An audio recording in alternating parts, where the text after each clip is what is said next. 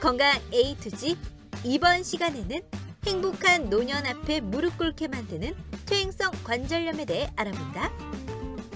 오늘 도움 말씀 주실 분 모셨는데요. 네. 으뜸병원 정형외과 김윤기 원장께서 나오셨습니다. 네. 안녕하십니까? 안녕하십니까? 퇴행성 관절염, 정확히 어떤 질환인가요?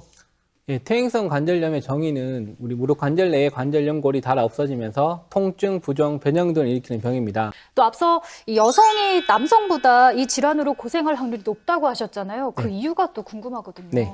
여성에서 남성보다 퇴행성 슬관절염이 많은 이유는 여성에서 우리가 근육량이 적기 때문에 같은 충격을 받더라도 남성보다 여성의 관절에 충격이 많이 가서 그런 충격이 쌓이다 보면은 관절염이 발생하기 쉽고, 또 여성은 출산이나 폐경 같은 그런 이벤트를 겪으면서 우리가 호르몬의 영향으로 관절염이 조금 더 남성보다 잘 생기는 걸로 되어 있습니다.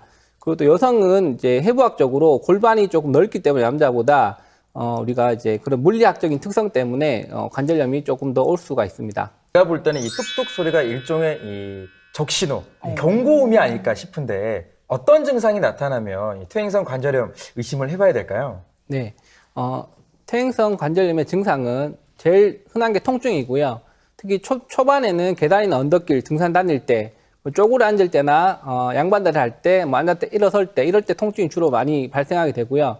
나중에 진행을 하게 되면은 평지를 걸어 다닐 때도 통증을 느낄 수 있습니다.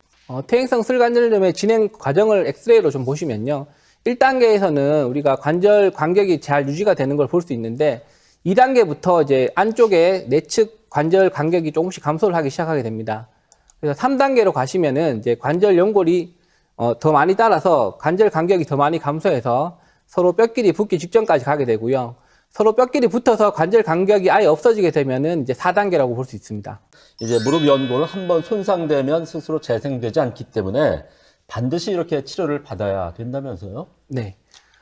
퇴행성 슬관절염은 치료를 적절하게 받아줘야지 우리가 이제 예방을 하고 그다음에 진행 속도를 늦출 수가 있는데요. 치료는 저희가 보존적 치료와 수술적 치료로 나눌 수 있겠습니다. 보존적 치료는 생활 방식을 변경한다든지 운동 치료를 한다든지 약물 치료를 한다든지 물리치료, 보조기 등을 이용할 수 있는 게 보존적 치료라고 할 수 있겠고요. 수술적 치료는 관절 내시경 수술이라든지 절골술, 관절 고정술, 인공관절 수술 등으로 수술적 치료를 할 수 있겠습니다. 도움이 되는 활동이나 운동들을 보시면 평지를 걷는 운동은 우리가 근력을 키우는 데 도움이 되고요. 그렇지만 너무 무리하면은 또 안 되기 때문에 총 1시간 정도를 생각하시고 걸으시면 될 것 같고, 물속에서의 운동은 우리가 체중 부하를 별로 안 하고 근력을 키울 수 있는 운동이기 때문에 굉장히 많이 도움이 됩니다. 자전거를 타는 것도 이제 실내 자전거를 탄다면 별로 위험하지도 않고 체중 부하 없이 우리가 무릎 주변 근육을 키울 수 있는 운동이기 때문에 굉장히 많이 도움이 되고요. 그다음에 체중 조절해서 체중을 더 안 찌고 줄일 수 있다면 우리가 하중을 줄일 수 있기 때문에 무릎 관절염 예방에 굉장히 도움이 되고, 그리고 근력 운동을 하신다면은 제일 많이 도움되는 게 대퇴사두 운동입니다. 대퇴사두란 게 우리 허벅지 앞쪽 근육을 말하는 건데요. 허벅지 앞쪽 근육을 키우는 게 굉장히 많이 도움이 됩니다. 이 인공 관절이 영구적인 게 아니래요. 그렇다면 최대 몇 년까지 쓸 수 있는지가 참 궁금하고요. 또 무엇보다 인공 관절의 수명이 있다면 좀 젊은 나이에 수술 받으신 분들 같은 경우에는 그러니까 시간이 지나서 재수술을 받을 수도 있다, 이런 얘기인가요? 네. 무릎 인공관절 수술은 이제 90도 정도의 만족도를 가지는 아주 결과가 우수한 수술이고요. 이 수명은 이제 10명 중에 9명 정도가 15년 가량 사용하는 걸로 되어 있습니다. 10명 중에 1명 정도는 이제 여러 가지 이유로 15년 안에 문제가 발생하게 되는데요.